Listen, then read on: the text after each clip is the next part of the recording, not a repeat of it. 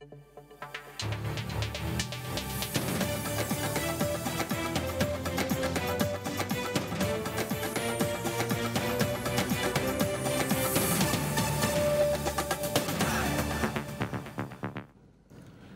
দর্শক, স্বাগত জানাচ্ছি সম্পাদকীয়তে। আমি খান মোহাম্মদ রুমেল। মানুষ পুড়ছে আগুনে, বিদ্যুৎ, গ্যাস, এসি বিস্ফোরণে। অবহেলা, তদারকির অভাবে একের পর এক দুর্ঘটনা ঘটলেও কর্তৃপক্ষের অলসতা কাটছে না কেন? এই প্রশ্নের উত্তর খুঁজতেই আজকের সম্পাদকীয় মানুষ পুড়বে কত। আর এ নিয়ে আলোচনার জন্য আমাদের সঙ্গে সরাসরি যোগ দিয়েছেন আমার সহকর্মী মাহমুদ রাকিব।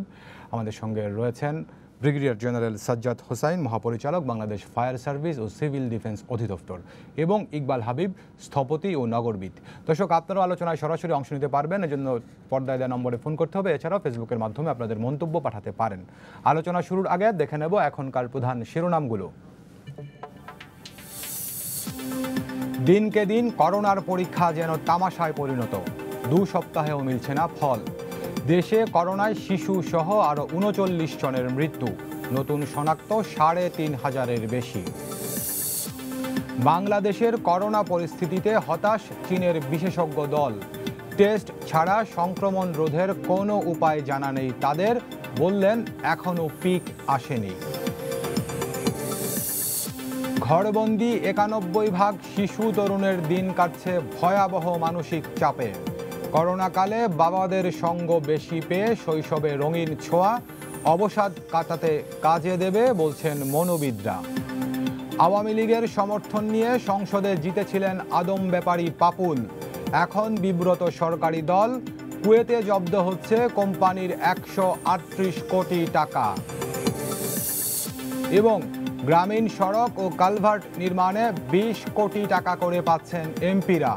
করোনাকালে এমন বরাদ্দ নিয়ে প্রশ্ন অর্থনীতিবিদদের, জনগণ চায় বলেই অনুমোদন, দাবি পরিকল্পনা মন্ত্রীর।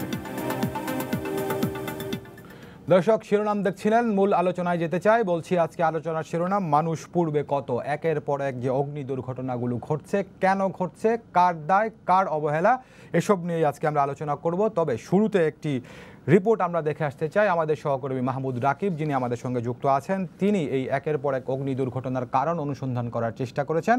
তার প্রতিবেদনটি দেখে আমরা মূল আলোচনায় যুক্ত হব। দেখব রাকিবের রিপোর্টটি।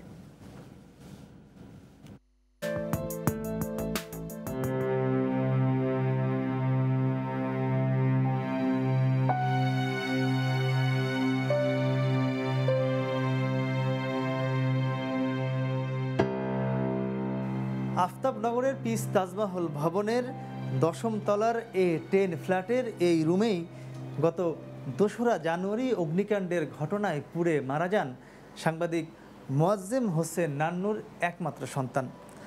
তার ঠিক 5 মাস 10 দিন পর সেই একই ভবনের একই রুমে একই ধরনের অগ্নিকাণ্ডে এবার নিজেই পুড়ে মারা গেলেন মোয়াজ্জেম হোসেন নান্নু।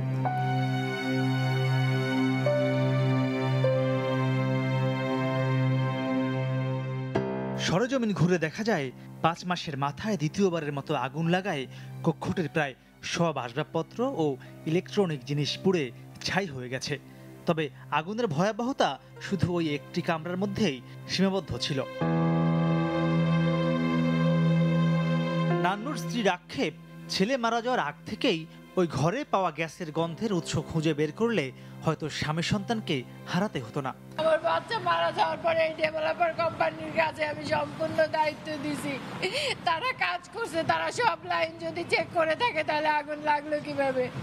এই গ্যাসের লিকেজটাই 5 বছর ধরে। আমি শুধু ওদের জন্যই আমার বাচ্চা হারালাম, আমার স্বামী হারালাম, সবকিছুই তো ওদের জন্য।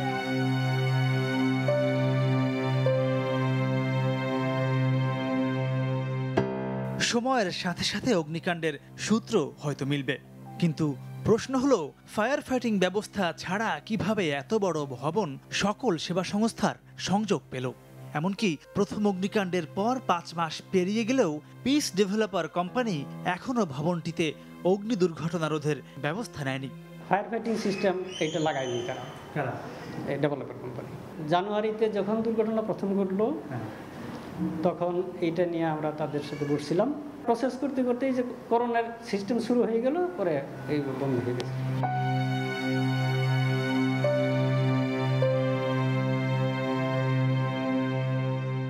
এবার আসা যাক রাজধানীর ইস্কাটনের দিল্লি রোডে।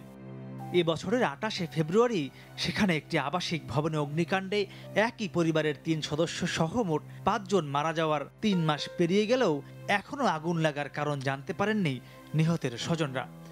অগ্নিকাণ্ডটি শুধুই একটি অগ্নিকাণ্ড নয়, এই বাড়িটি 5 তলার প্ল্যান পাস করা ছিল, কিন্তু বাড়িওয়ালা এখানে 6 তলা টিন শেড করে সেখানে মেস ভাড়া দিয়েছেন। নিচে যে গাড়ির যে পার্কিং স্পেস ছিল তার অর্ধেকটাতে উনি গোডাউন ভাড়া দিয়েছেন।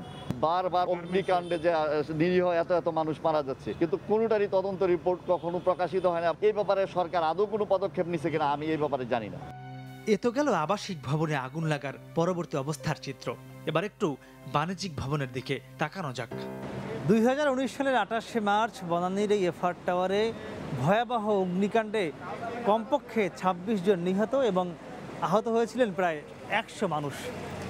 অগ্নিকাণ্ডের পর রাজস্ব বিভিন্ন তদন্তকারী সংস্থা জানিয়েছিল নিয়ম বহির্ভূতভাবে এই ভবনটি নির্মাণ এবং এই ভবন থেকে বের হওয়ার জরুরি সবগুলো পথ কাজ না করায় এসব মানুষ আটকে হতাহত হয়েছিলেন।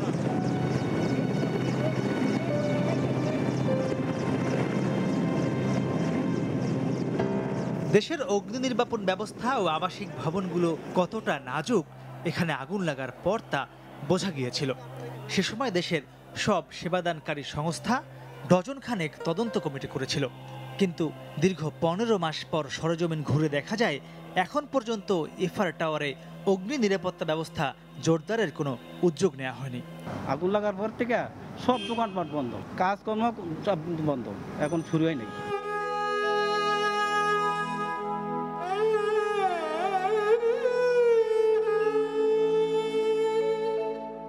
2010-এর 3রা জুন পুরান ঢাকার নিমতলীতে রাসায়নিক দাহ্য পদার্থের গোডাউনে আগুন লেগে পুড়েছিল কমপক্ষে 120টি তাজা প্রাণ। ঠিক 1 দশক পর 2019-এর 20শে ফেব্রুয়ারি একই এলাকায় একই ধরনের আগুন। স্পট পুরান ঢাকার চুড়িহাট্টা। রাসায়নিক চুল্লির দাউ দাউ আগুনে আবারও নিভল কমপক্ষে 78টি মানব প্রাণ। নিমতলী কিংবা চুড়িহাট্টার পরও নানা উদ্যোগের বাণী শুনিয়েছিল রাষ্ট্র, কিন্তু তার অগ্রগতি কত দূর?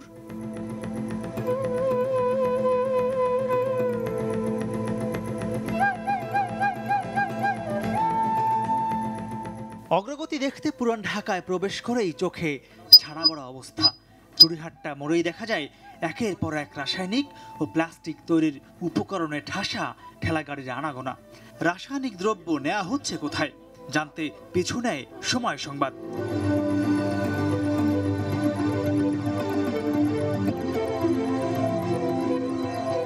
পুরান ঢাকার চুড়িহাট্টা কিংবা নিমতলী ট্র্যাজেডির পর এই এলাকা থেকে সব ধরনের দাহ্য পদার্থ কিংবা প্লাস্টিক জাতীয় গুদাম সরিয়ে নেওয়ার কথা বলা হলেও তা এখনও পর্যন্ত কার্যকর হয়নি।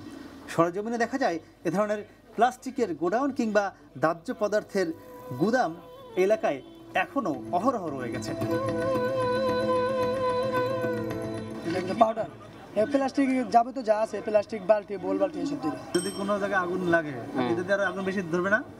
হ্যাঁ, এটা তো ধরবে, কিন্তু যত সতর্ক হয়ে কাজ করে আর কি।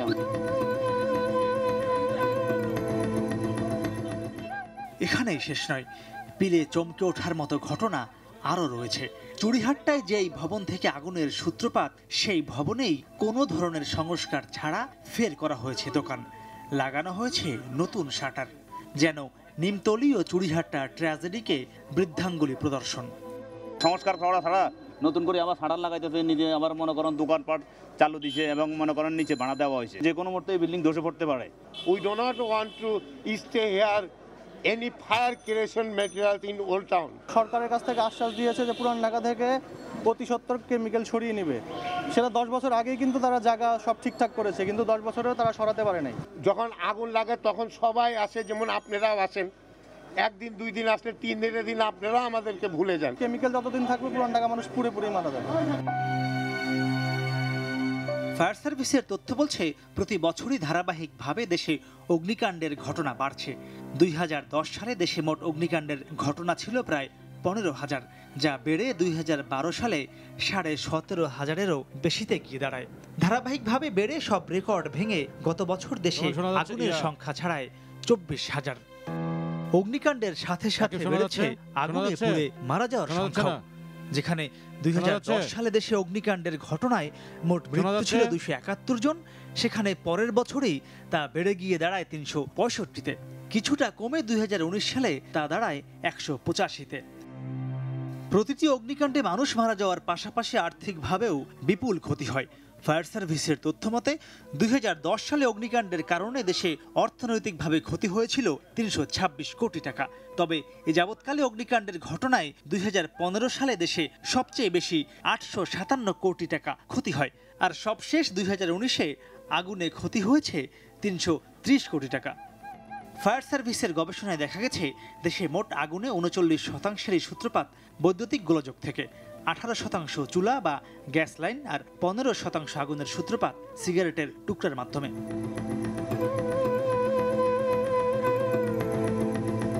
অগ্নি নিরাপত্তা নিয়ে কাজ করা বুয়েটের অধ্যাপক মাকসুদ হিলালি জানান, 60% অগ্নি দুর্ঘটনায় ঘটে অসাবধানতা কিংবা অসচেতনতার কারণে, আর নকশা না মানা এবং যথাযথ তদন্ত না হওয়ায় অগ্নি দুর্ঘটনা কমছে না বলেও মনে করেন তিনি।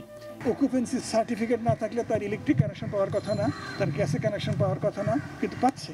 তারা ম্যানেজ হয়ে যাচ্ছে, ম্যানেজ হচ্ছে বলেই এটা সম্ভব। ইমার্জেন্সি এক্সিটে ধোঁয়া যেন না যেতে পারে। আপনি যেভাবে ডিজাইন করেন ইমার্জেন্সি জায়গায় ধোঁয়া যেতে পারবে না, এটা ডিজাইনে থাকতে হবে। হিমতলির ঘটনার পরে একটানে অনেকগুলি তদন্ত কমিটি হয়েছে, এর জন্য কি কি করা দরকার সেগুলো ডিজাইন হয়েছে, কিন্তু সরকারি পর্যায়ে এটা কোনো না কোনো জায়গা থেকে এটা থেমে গেছে। তবে অগ্নি নিরাপত্তা নিশ্চিত করা ও অগ্নিকাণ্ড পরবর্তী ফলো আপের দায়িত্ব যাদের, সেই fire service, RAJUK, city corporation, DESCO কিংবা তিতাস, তারা দোষছেন একে অপরকে। সিটি কর্পোরেশন যখন ওখানে যাচ্ছে, উনি প্রতি মাসে ট্যাক্স দেয় প্রতি বছর, তারপরে ফায়ার সার্ভিস তার ক্লিয়ার রিনিউ করায়, ইনকাম ট্যাক্স অফিস থেকে তার রেগুলার অ্যানুয়াল রিটার্নটা নেয়, ডেস্কো আপনার কানেকশন দিল, আপনি কোন ভিত্তিতে কানেকশন দিল? আপনার প্ল্যান অনুমোদন নাই, অকুপেন্সি সার্টিফিকেট নেই, আপনি কানেকশন দিলেন কেন? এটা কালেকটিভলি সবারই তো একটা দায় আছে।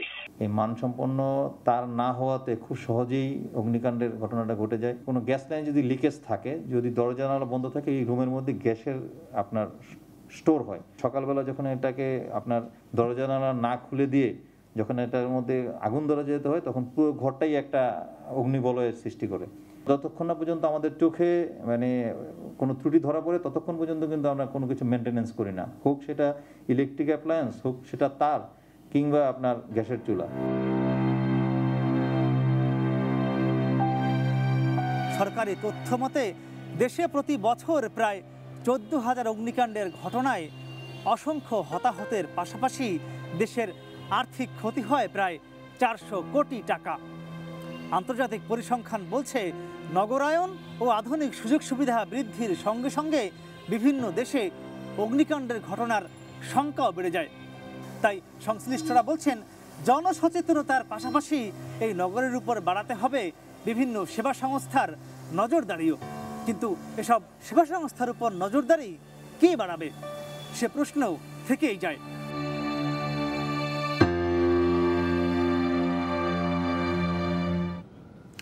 রাকিব, দেখছিলাম আপনার রিপোর্টটি কিছু প্রশ্ন তুলেছেন, দায় আসলে কার? সরেজমিন ঘটনাস্থলগুলো ঘুরেছেন আপনি বিভিন্ন দফতরের সঙ্গে কথা বলেছেন।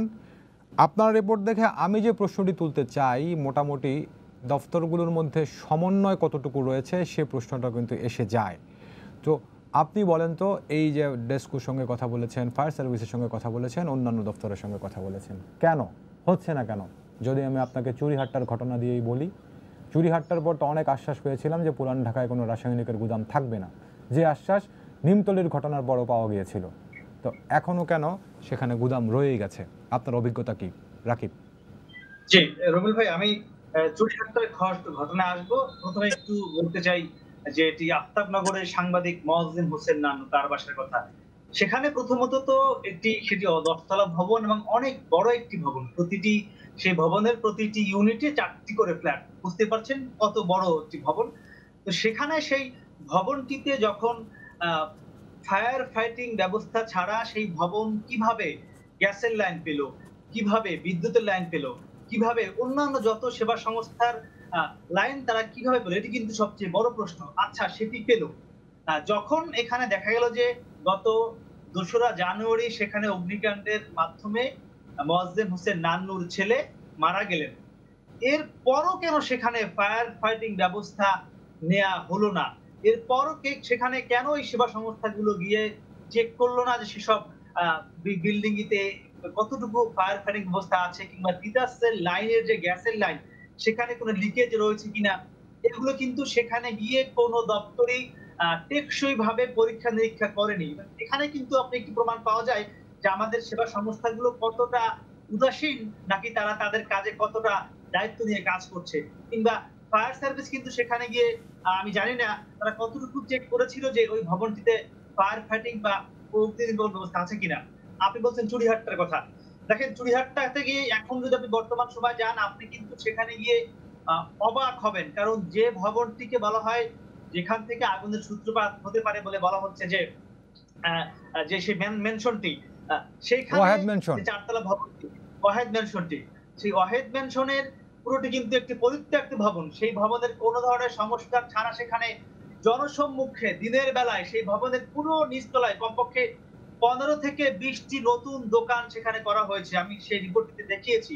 এটি কিভাবে সম্ভব? তার পাশে ফায়ার সার্ভিসের প্রধান যে কার্যালয়, তাহলে ফায়ার সার্ভিস কি দেখে না সেখানে কিভাবে অনুমোদন ছাড়া এই ভবনটিতে করা হলো এতগুলো দোকান? এবং সেই ভবনটি শুধু নয়, আর বলা হয়েছিল যে সরকারের সকল দপ্তর থেকে বলা হয়েছিল যে এই এলাকায় কোন ধরনের রাসায়নিক দাহ্য পদার্থের গুদাম থাকা যাবে না। কিন্তু আমি নিজের চোখে দেখে এসেছি প্রতিটি অলিতে গলিতে প্রতিটি বাড়ির নিচে এখনো একই ধরনের দাহ্য পদার্থের গুদাম রয়েছে। এটি কিভাবে হচ্ছে? রাকিব, ফায়ার সার্ভিসের মহাপরিচালক আমাদের সঙ্গে আছেন, হয়তো তার কাছ থেকে জানবো আমরা। কিন্তু আরেকটি প্রশ্ন রাখতে চাই, আপনি ফায়ার সার্ভিসের কথা বলছেন, সিটি কর্পোরেশন কি করে? তারা কি দেখছেন? এখানে তো সবচেয়ে বড় যে কাজটি করবার কথা অবশ্যই সিটি কর্পোরেশনের, এবং আমরা দেখেছিলাম তৎকালীন মেয়র সায়েদ খোকন এই ঘটনা ঘটবার পরে তিনি নানান আশ্বাস দিয়েছিলেন। শুধু যে সিটি কর্পোরেশন তাই কিন্তু নয়, যতগুলো সেবা সংস্থা রয়েছে সবাই কিন্তু নানা আশ্বাস দিয়েছিলেন, তদন্ত কমিটি করেছিলেন, কিন্তু এখনো পর্যন্ত কিন্তু কোনো অগ্রগতি নেই। এবং আপনি যদি জেনে আশ্চর্য হবেন, এই চুড়িহাট্টার ঘটনার পরে যে মামলা হয়েছিল, সেই মামলায় যারা এজাহারভুক্ত আসামি তারা কিন্তু এখন সবাই জামিনে রয়েছেন। এটি কিভাবে সম্ভব? উচ্চ আদালত কিন্তু জামিন দিয়েছে।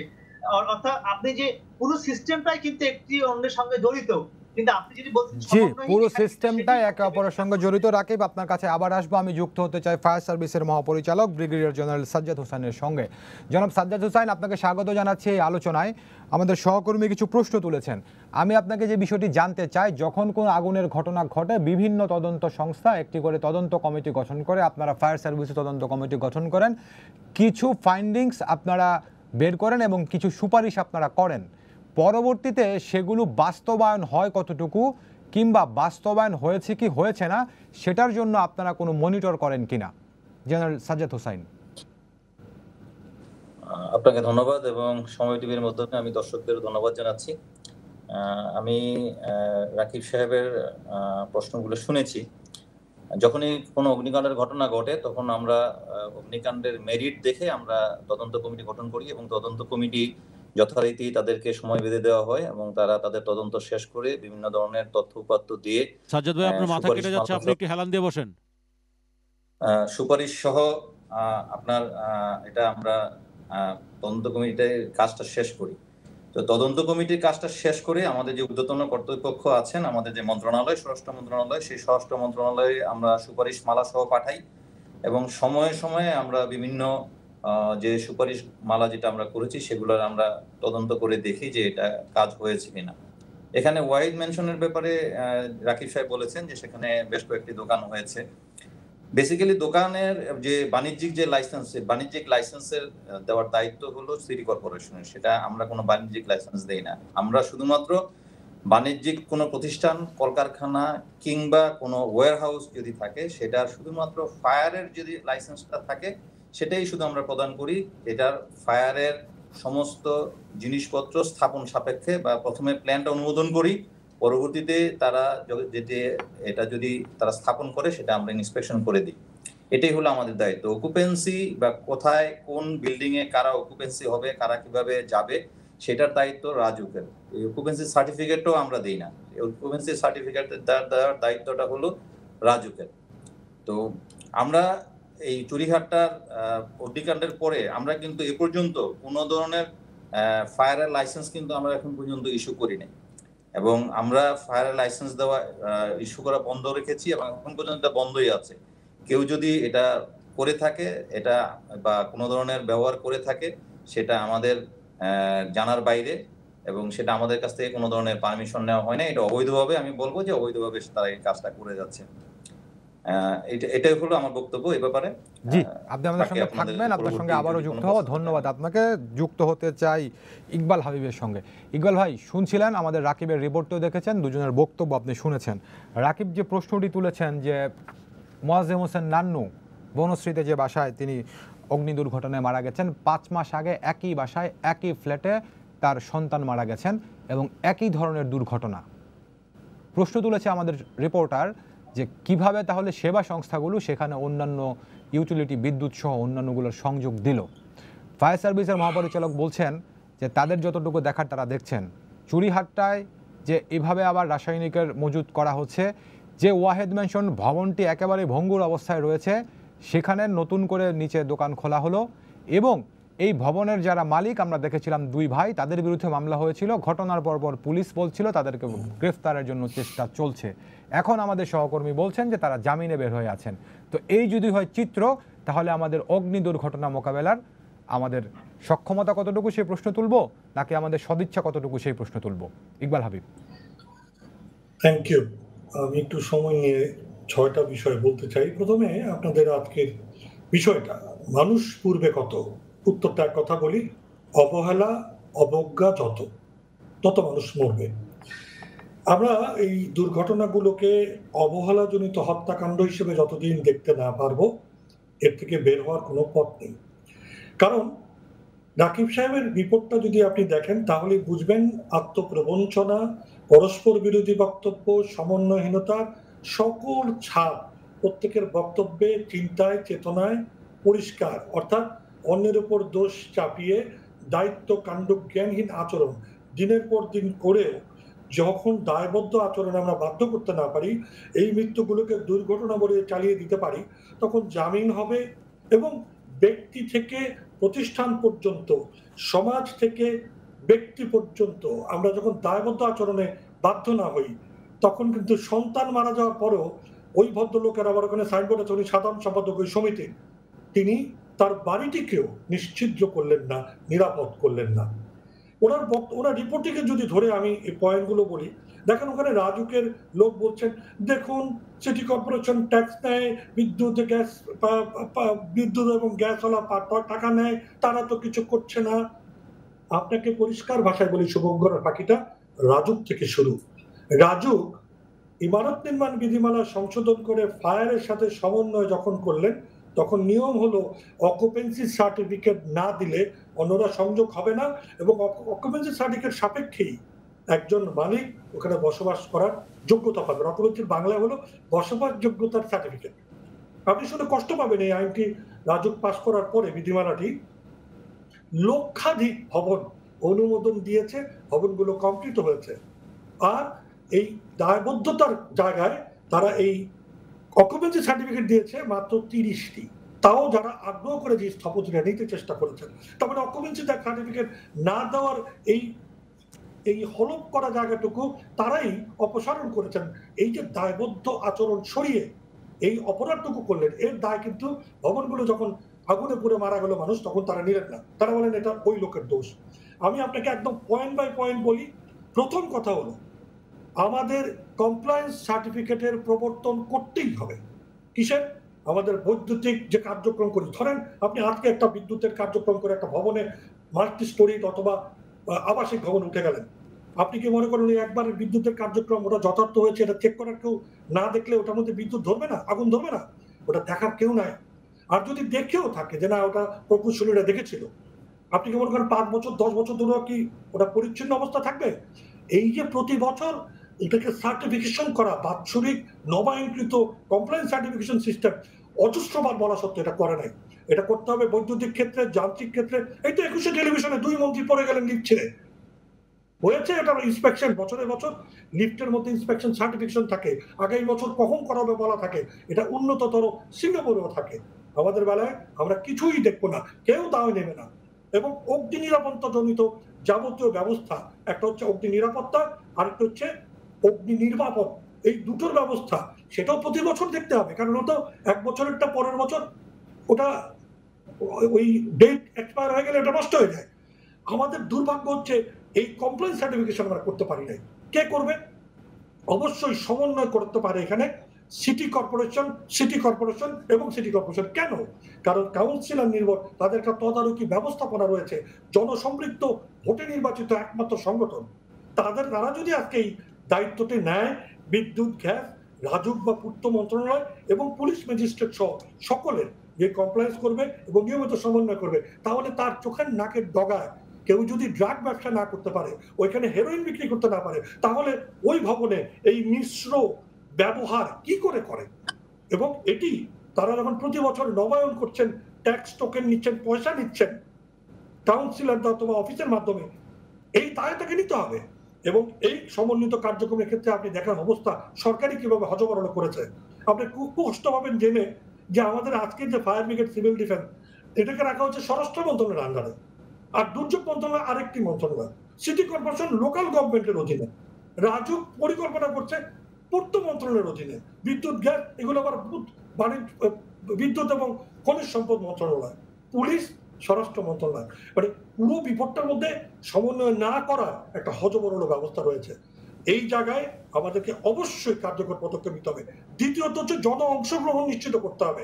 আপনাকে বুঝতে হবে ফায়ার সার্ভিস, সিভিল ডিফেন্স নামটা খেয়াল করে শোনেন, শুধু ফায়ার সার্ভিসের লোক এখানে থাকলে হবে না, তাদেরকে প্রশিক্ষণ দিতে হবে নিয়মিত জনগণ তৈরি করার জন্য। এবং আমি পরিষ্কার ভাষায় দাবি করছি যে প্রত্যেকটি উঁচু ভবনে, বহুতল ভবন যেটা নাম 10 তলার উপরে হলেই সেখানে বাধ্যতামূলক প্রশিক্ষণ অংশগ্রহণের লোক ওখানে থাকতে হবে, না হলে ওকে ব্যবহার করা বাতিল করতে হবে, সিল করতে হবে। এখন সিলগালা কি শুধু সিটি কর্পোরেশন করবে? না, এটার জন্য আলাদা আইন করে ফায়ার সিভিল ডিফেন্সের জন্য শক্তিশালী আইন করা হয়েছে, এবং সেটা আমব্রেলা আইন, ব্ল্যাঙ্কেট আইন, অন্যান্য আইনে যাই থাকুক না কেন, এই আইন এত কঠোর যে ওনারা স্ট্রেট গিয়ে ওই ভবনটি ব্যবহার অযোগ্য ঘোষণা করতে পারে। এখন এই বিড়ালের গলায় ঘন্টাটা বাদ দেখে এই শক্তিশালীকরণ, ক্ষমতায়ন কাউন্সিলরদের করতে হবে, মেয়রদের করতে হবে এবং ফায়ার ব্রিগেড, সিভিল ডিভিশন করতে হবে। যে কোনো সময় তারা যে কোনো ভবনের ব্যবহার নিষিদ্ধ করতে পারেন। তথ্য ভান্ডার তদন্ত ভিত্তিক আমাদের তৈরি করতে হবে ডিজিটাল ম্যাপিং এর মাধ্যমে। এটা খুব কঠিন কাজ না। কোন ভবনে কি আছে না আছে আপনি সেটা যদি লাগিয়ে দেন, ওই ভবনে আমি ভাড়াই নিব না, ওই ভবনে আমি ঢোকার সময় সাবধানে ঢুকবোই না অথবা থাকবোই না। কিন্তু দেখেন একজন সাংবাদিকের মতো একটা এইরকম একটা পেশার লোক তার সন্তান মারা যাওয়ার পরেও ওই ভবনটিকে তিনি নিরাপদ করার দায়িত্বটি বোধ করলেন না। শুধু কি বিদ্যুৎ আর গ্যাসের লোকটা দায়ী করলে কি তার স্ত্রী আজকে বিধবা বৈধব্য থেকে মুক্তি পাবেন, সন্তানকে ফেরত পাবেন? এই বিষয়গুলো বুঝতে হবে। যতদিন পর্যন্ত ভূমি ব্যবহার এবং ভবন ব্যবহারের এই মিশ্র নগরায়ন পরিশুদ্ধকরণের দায়িত্বটুকু আমরা প্রতিশ্রুতি নয় বাস্তবায়নের মাধ্যমে না করব, ততদিন পর্যন্ত ফায়ার ব্রিগেডের পক্ষে কিছু করা সম্ভব না। কারণ আমরা প্রতিশ্রুতি দিয়েছি, তদন্ত কমিটি করেছি, মেয়ররা প্রতিশ্রুতি দিয়েছেন, রাজুকের পূর্তমন্ত্রী প্রতিশ্রুতি দিয়ে অঙ্গীকার করেছেন 3 মাসের মধ্যে করব। কোথায় করলেন? আরেক মন্ত্রণালয়ের দায়িত্ব নিয়ে চলে গেলেন। কিন্তু আসলে কি আমরা নগরায়নে এই মিশ্র ব্যবহার, এই জোনিং করে তাদেরকে সরিয়ে দেওয়া পেরেছি? এবং এই দুষ্কৃতিকারীরা কিন্তু আস্তে আস্তে আস্তে শক্তিশালী হয়েছেন এবং এলাকাবাসী যারা অতিরিক্ত মুনাফার জন্য এই মানুষগুলিকে গুদাম করতে দেন, এই সমস্ত কারখানা করতে দেন, তারা যখন নিজেরা মারা যান আর আপনারা রাকিব সাহেব যখন ক্যামেরা নিয়ে যায় তখন বড় বড় গলায় বলেন যতদিন এটা না হবে ততদিন এটা হবে না। এটা হতে দিচ্ছে কে? ওই বাড়ির মালিকরা, ওই অধিবাসীরা। ইকবাল ভাই, দুইটা প্রশ্ন আপনার কাছে। ইকবাল ভাই, দুইটা প্রশ্ন আমাদের ফেসবুকে দর্শক প্রশ্ন করেছেন, দুজন দর্শক দুটি প্রশ্ন তুলেছেন। একজন বলছেন যদি কোনো ঝুঁকিপূর্ণ ভবন আমার এলাকায় থাকে তাহলে আমি কোথায় অভিযোগ করব। আর একজন প্রশ্ন তুলছেন যে বাড়ির নকশা অনুমোদন করতে 2 থেকে 3 লাখ টাকা ঘুষ দিতে হয় কেন? আমার মনে হয় প্রথমে যেটা বলে রাখা দরকার, এখানে একটা বড় প্যাচ বা শুভঙ্করের ফাঁকি হলো অনুমোদন দেয় রাজুক, আর ভবনের ট্রেড লাইসেন্স এবং ব্যবহার বিধি অনুমোদন দেয় সিটি কর্পোরেশন। এই জটিলতা নিরসনের অনেক চেষ্টা আমরা করেছি। আমরা বলেছিলাম পূর্তমন্ত্রী এই সরকারের, আর এলজেডি মন্ত্রীও এই সরকারের, সিটি কর্পোরেশন মেয়রও এই সরকারের। তাহলে সরকার যদি জনগণের হয় আর এনারা একসাথে বসে কথা বলতে পারেন না, এটাকে একটা সুনিয়ন্ত্রিত জায়গায় নিতে পারেন না। আমি কিন্তু বারবার গুরুত্ব দিচ্ছি বাৎসরিক পুনর্নবায়নকৃত কমপ্লায়েন্স সার্টিফিকেশনটা সিটি কর্পোরেশনকে জরুরি ভিত্তিতে দিয়ে দেন। City corporation, fire service, civil defence, এই বৈদ্যুতিক, গ্যাস, এটা একটা মন্ত্রণালয়, এবং অবশ্যই সেই সঙ্গে রাজুকের মাধ্যমে পুলিশ অথবা স্বরাষ্ট্র মন্ত্রণালয়ের ম্যাজিস্ট্রেসি ক্ষমতার মধ্যে দিয়ে একটা সমন্বিত অভিযান কার্যক্রম প্রতি বছর করবেন। এবং ট্রেড লাইসেন্স দেওয়ার পূর্ব শর্ত হবে যে ফায়ার সার্ভিস, সিভিল ডিফেন্সের প্রত্যেক বছরের নবায়নকৃত সার্টিফিকেশন ছাড়া ট্রেড লাইসেন্স নবায়ন হবে না। জি, ধন্যবাদ ইকবাল ভাই, আমাদের সঙ্গে থাকবেন। আবারও যুক্ত হতে চাই ফায়ার সার্ভিসের মহাপরিচালক ব্রিগেডিয়ার জেনারেল সাজ্জাদ হোসেনের সঙ্গে।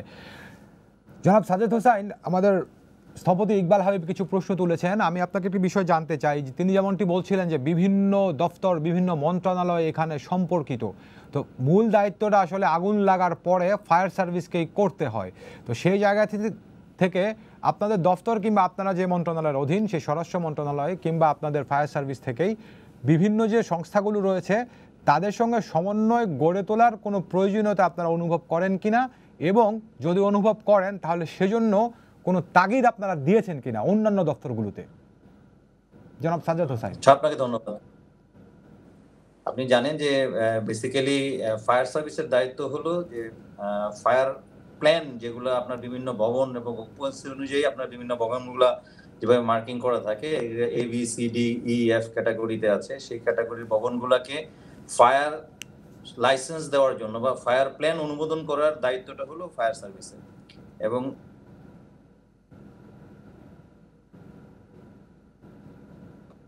এবং রাজুকের সংজ্ঞা অনুযায়ী এটা 30 মিটারস এন্ড অ্যাবাভ। এটা নিয়ে রাজুকের সঙ্গে আমাদের একটু টানাপোড়েন আছে। আমি মাননীয় প্রধানমন্ত্রীর কাছেও গিয়েছিলাম এটা নিয়ে, মাননীয় প্রধানমন্ত্রীকে এটা আমি বলেছিলাম যে আমাদের সঙ্গে রাজুকের একটা ডিফারেন্স আছে হাই রাইজ সংজ্ঞার নিয়ে। মাননীয় প্রধানমন্ত্রী সেটা বলে দিয়েছিলেন যে 20 মিটার কিংবা 6 ফ্লোর বা 6 তলা ভবনের উপরে হলে সেটাকে হাই রাইজ হিসেবে কনসিডার করতে হবে। এই সমস্ত ভবনগুলার আসলে শুধুমাত্র ফায়ারের যে অংশটা, যে আমরা সমস্ত এই যে যারা প্রতিনিধি আছেন সেই সমস্ত প্রতিনিধিদেরকে একসঙ্গে নিয়ে আমাদের যে সমস্ত দায়িত্বগুলো দেওয়া হয়েছে সেই সমস্ত দায়িত্বগুলো পালন করার জন্য এখনো আমরা এই সমস্ত প্রতিনিধিদের সঙ্গে নিয়ে আমরা যে পুরনো ঢাকা আছে, পুরনো ঢাকার বিভিন্ন সময় বিভিন্ন ধরনের অভিযান পরিচালনা করেছি। আমাদের স্বরাষ্ট্র মন্ত্রণালয় থেকে বিভিন্ন সময় আমাদেরকে বিভিন্ন ম্যাজিস্ট্রেট রিকুইজিশন দিয়েছে, ইভেন মোবাইল কোর্ট পরিচালনা করার জন্য সেটাও আমরা করেছি। তবে যেটা উদ্বেগের বিষয় হলো এখানে অনেকেরই ইন্টারেস্ট জড়িত আছে, স্পেশালি যারা ব্যবসা করেন তাদের অনেকেই ব্যবসায়িক মনোবৃত্তি নিয়ে কাজ করেন।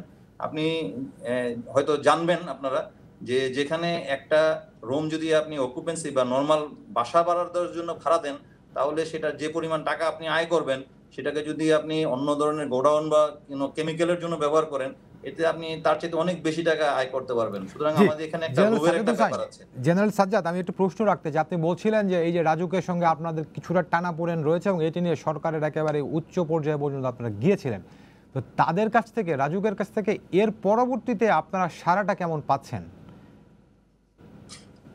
এটা আসলে আমি বিভিন্ন জায়গায় গিয়েছিলাম, রাজুকে এটা বলা হয়েছে নতুন করে বিএনবিসি যেটা 2020 হিসাবে যেটা তৈরি করছেন সেটা এখনো হয় নাই। ওখানে আমাদের যে সমস্ত অবজারভেশন ছিল আমরা সেই অবজারভেশনগুলো আমরা দিয়েছি, বিশেষ করে যে হাই রাইজ বিল্ডিং এর যে সংজ্ঞা সেটাকে সংজ্ঞায়িত করার জন্য। যেহেতু আমাদের পার্শ্ববর্তী দেশ বা অন্যান্য দেশ যেভাবে হাই রাইজ বিল্ডিং কে সংজ্ঞায়িত করে, কোনো দেশ 15 মিটার এবং এবার তারা বলছে যে এটা হাই রাইজ হবে, বা অন্যান্য দেশ আরো কিছু বেশি আছে। বাট বাংলাদেশের জন্য আমরা ফায়ার সার্ভিস থেকে বলেছি যে এটা 20 মিটার বা 6 তলার উপরে গেলে এটাকে হাই রাইজ হিসেবে সংজ্ঞায়িত করতে হবে। আপনি নর্মাল দেখবেন যে আসলে একটা মানুষের জন্য 6 তলার উপরে হেঁটে ওঠাটা সম্ভব না।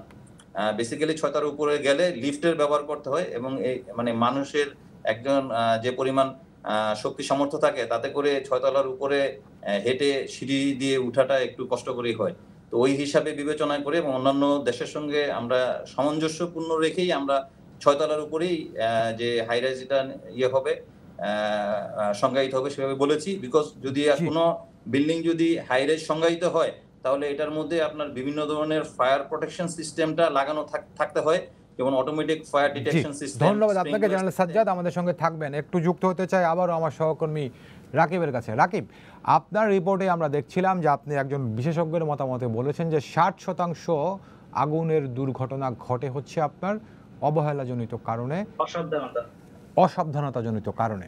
তো এইখানে আমি প্রশ্ন রাখতে চাই আপনাকে, আপনি চুরিহাট্টার কথা যেহেতু বলছিলেন, চুরিহাট্টাতে যখন আগুনের ঘটনা ঘটে তারপরে আমরা দেখেছিলাম যে এইখান থেকে রাসায়নিক গুদাম সরানোর জন্য বেশ কয়েকটি ভ্রাম্যমাণ আদালত পরিচালিত হয়েছিল, উদ্যোগ নেওয়া হয়েছিল, স্থানীয় লোকজন তখন বাধা দিয়েছিলেন, মিছিলও করেছিলেন। আবার এখন আপনার রিপোর্টে আমরা দেখলাম যে স্থানীয় লোকজনই তারা বলছেন যে এখান থেকে রাসায়নিক গুদাম সরানো না হলে তারা নিরাপদ হবেন না। এই ব্যাপারে আপনি আর কি বলবেন আমাদেরকে? এখানে যে আমি গিয়ে সরেজমিন দেখেছি প্রদর্শন করে, একটি পক্ষ কিন্তু তারা যারা ব্যবসা আগে থেকে করছিলেন তারা কিন্তু এখনো ব্যবসাটা করে যাচ্ছে। আমি দেখিয়েছি আমার প্রতিবেদনে যে এখনো বিভিন্ন ভবনের নিচে যে গুদামগুলো ছিল সেগুলো এখনো রয়েছে, এবং তারা কিন্তু এখন দিনে দুপুরেই সেই গুদামগুলোতে যে রাসায়নিক দ্রব্য, দাহ্য পদার্থ সেগুলো মজুত করছেন, বের করছেন। আবার অনেকেই বলছেন যে অনেকে রাতের আধারে করে থাকেন।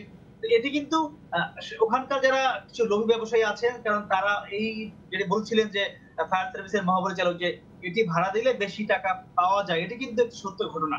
সেখানে কিন্তু এই কিছু জি রাকিব, এই ওয়াহিদ মেনশনের আগুনের পরে আমরাও কিন্তু এই চিত্রটি পেয়েছিলাম যে ওখানকার যারা স্থানীয় বাড়িওয়ালারা আছেন তারা বসবাসের জন্য ভাড়া দেওয়ার থেকে বরং হচ্ছে গোডাউন করার জন্য, রাসায়নিকের গুদাম করার জন্য ভাড়া দিতে বেশি আগ্রহী, কারণ এতে ভাড়া বেশি মেলে। জি, সেটা কিন্তু এখনো রয়েছে। এটি কিন্তু বন্ধ করবার দায়িত্বটি ছিল কার? এই বিভিন্ন সেবা সংস্থার। এখন যেহেতু আমার নগরবাসী, যেহেতু আমার নাগরিকরা সঠিক পথে আসছে না, তাহলে এটি তাদেরকে তো আনতে বাধ্য করতে হবে। সে বাধ্য কিন্তু কেউ করছে না। সেটা সিটি কর্পোরেশন বলেন, ফায়ার সার্ভিস বলেন, বা আরো যে অন্যান্য বিভিন্ন সংস্থা রয়েছে, তিতাস কিংবা যারা আপনার ডেস্কো, কথা ছিল কি যারা এই নিয়মগুলো মানবে না তাদেরকে গ্যাসের লাইন দেওয়া হবে না, তাদের বিদ্যুৎ লাইন কেটে দেওয়া হবে, এমন কিন্তু বিভিন্ন কথা ছিল। এবং আপনি নিশ্চয়ই মনে আছে যে চুরিহাট্টা ঘটনার পর কিন্তু স্বরাষ্ট্র মন্ত্রণালয় থেকে মোট 31টি সুপারিশ দেওয়া হয়েছিল। ঠিক একইভাবে যখন নিমতলী ঘটনা ঘটলো সেখানেও কিন্তু মোট 17টি সুপারিশ দেওয়া হয়েছিল। সেটির বাস্তবায়ন কি আদৌ হয়েছে? সেটি আমি নিশ্চয়ই জানতে চাইবো যে মহাপরিচালক রয়েছেন ফায়ার সার্ভিসের তার কাছে। একই সঙ্গে আমি আপনাকে আরেকটা তথ্য জানিয়ে দিব। বুয়েট তাদের গবেষণায় কিন্তু দেখিয়েছে যে বাংলাদেশে যে পরিমাণ হাইরেজ ভবন রয়েছে তার 1% ভবনের কিন্তু অকুপেন্সি সার্টিফিকেট নেই। তাহলে এই সার্টিফিকেট না থাকার পরেও এই ভবনগুলো কিভাবে? জি রাকিব, আপনাকে ধন্যবাদ। একটু খুব সংক্ষেপে আমি ফায়ার সার্ভিসের মহাপরিচালকের সঙ্গে আবার যুক্ত হব। জেনারেল সাজ্জাদ হোসাইন, আপনারা যে প্রশ্নটা আমি রেখেছিলাম যে আপনারা তদন্ত কমিটি গঠনের পর যে সুপারিশমালাগুলো আপনারা দেন সেগুলোর কতটুকু বাস্তবায়ন হয়? আমার সহকর্মী চুরিহাট্টা এবং নিমতলির ঘটনার উদাহরণ দিয়ে বলেছিলেন আপনারা যে সুপারিশগুলো দিয়েছিলেন সেগুলো কি বাস্তবায়িত হয়েছে? আপনার কি জানা আছে জেনারেল সাজ্জাদ? ধন্যবাদ। আপনার হয়তো মনে থাকবে যে চুরিহাট্টা ঘটনার পরে আমরা মোটামুটি 24টা সুপারিশ করেছিলাম বিভিন্ন ভাবে এবং বিভিন্ন জায়গায়। তার প্রথম সুপারিশটা ছিল আবাসিক এলাকায় কোনো ধরনের কেমিক্যাল কারখানা বা গুদাম করা যাবে না। প্রথম সুপারিশটি বাস্তবায়ন হয়নি এখন পর্যন্ত। বাট এখানে একটু সমস্যাও আছে। আমরা যে কেমিক্যাল গুদামগুলো সরানোর জন্য আমরা বিভিন্ন সময়ে আমাদের যে টাস্ক ফোর্সের কথা আমি আগে বলেছিলাম যে শিল্প মন্ত্রণালয়, শ্রম মন্ত্রণালয়, দক্ষিণ সিটি কর্পোরেশন এবং ফায়ার সার্ভিস মিলে যে একটা টাস্ক ফোর্স গঠন করা হয়েছিল, আমরা আমাদের মন্ত্রণালয়ের মাধ্যমে প্রায়শই আমরা সেখানে আপনার মোবাইল কোড পরিচালনা করি এবং বিভিন্ন ধরনের জরিমানাও করা হয়েছে। মূল কথা হচ্ছে আপনাদের সুপারিশগুলো বাস্তবায়িত হয়নি। জি আপনাকে ধন্যবাদ। সবগুলো সুপারিশ বাস্তবায়িত। জি ধন্যবাদ আপনাকে। ইকবাল ভাই, আমি আপনার কাছে আসতে চাই, একেবারে খুব অল্প কথায় বলবেন। ফায়ার সার্ভিসের মহাপরিচালক যেটি বলছেন, তারা আগুন লাগার পর আগুন নেভাতে যান, আগুন নেভান, কারণ অনুসন্ধান করেন, তদন্ত করে তারা সুপারিশ করেন, সুপারিশগুলো আর বাস্তবায়িত হয় না, যা অবস্থা তাই থেকে যায়। ইকবাল ভাই, আমি পরিষ্কার ভাষায় বলেছি যে এখানে ফায়ার ব্রিগেড, সিভিল ডিফেন্স, তাদের কাজ কিন্তু আগুন নেভানো আর প্রশিক্ষণ দিয়ে জনবল তৈরি করা, এবং সেই জনবল ছাড়া কোনো ভবন ব্যবহার করা নিষিদ্ধ জায়গাটুকু ওনারা যেন অবশ্যই বাধ্য করেন। আমি পরিষ্কার ভাষায় বলেছি এটি শুধু ফায়ার সার্ভিসের পক্ষে সম্ভব না, এটি একটি সমন্বিত কার্যক্রম। মন্ত্রীরা একসাথে বসে এটা যদি না করতে পারে বুঝতে হবে সরকার ব্যর্থ হয়েছে, কারণ এই মন্ত্রীগুলো কিন্তু সবই সরকারের অংশ। স্বরাষ্ট্র মন্ত্রণালয় অথবা এলজিআরডি অথবা সিটি কর্পোরেশন মেয়র অথবা বিদ্যুৎ ও জ্বালানি মন্ত্রী অথবা সিটি কর্পোরেশন রাজুকের পূর্ত মন্ত্রণালয়, এরা অঙ্গীকার করেছে বারবার যে আমরা এই সমন্বিত কার্যক্রম করব। কমপ্লায়েন্স সার্টিফিকেশন ছাড়া এবং অকুপেন্সি সার্টিফিকেশন ছাড়া কোনো ভবন ব্যবহার নিষিদ্ধ করা এটা খুব কঠিন কাজ না, এবং এটি আমরা করতে দেওয়া মানে জনগণকে বলা তুমি ড্রাগ খাও, কিন্তু জনগণ কেন খায় বলে ডুকডুকে বাজায় জনগণকে অভিশাপ দেওয়া, এটা হতে পারে না। যদি কেউ এটি না করেন, অকুপেন্সি সার্টিফিকেট না নিয়ে ভবন চালু করেন, অথবা কমপ্লেন্স সার্টিফিকেট প্রতি বছর সেটা সার্টিফিকেশন ফায়ার থেকে না নেন, বিদ্যুতের কাছ থেকে না নেন, তাহলে সিটি কর্পোরেশন সে ব্যবহার করতে দেবে না। আর ফায়ারের তো নিজস্ব আইন রয়েছে, সেই আইন সরকার জন্য পরিচালিত করে ভবনগুলো ব্যবহার নিষিদ্ধ করতে পারে। শুধু এই কাজগুলি করেন, জনগণ সচেতন হয়ে যাবে। মনে রাখবেন, সিঙ্গাপুরের জনগণ আমাদের চেয়ে বেশি সচেতন না। ধন্যবাদ ইকবাল ভাই, আমাকে শেষ করতে হচ্ছে। আমরা সবাই সেটা মানি। জি, অসংখ্য ধন্যবাদ ইকবাল হাবিব। আমাদের সঙ্গে যুক্ত ছিলেন ফায়ার সার্ভিসের মহাপরিচালক ব্রিগেডিয়ার জেনারেল সাজ্জাদ হোসেন, তাকে ধন্যবাদ জানাচ্ছি। ছিলেন সহকর্মী মাহমুদ রাকিব, ধন্যবাদ আপনাকেও। দর্শক, আপনাদের সবাইকে ধন্যবাদ জানিয়ে শেষ করছি আজকে সম্পাদকীয়। আগামীকাল আবারও দেখা হবে রাত 10টায়। দেখার আমন্ত্রণ রইল। শুভরাত্রি।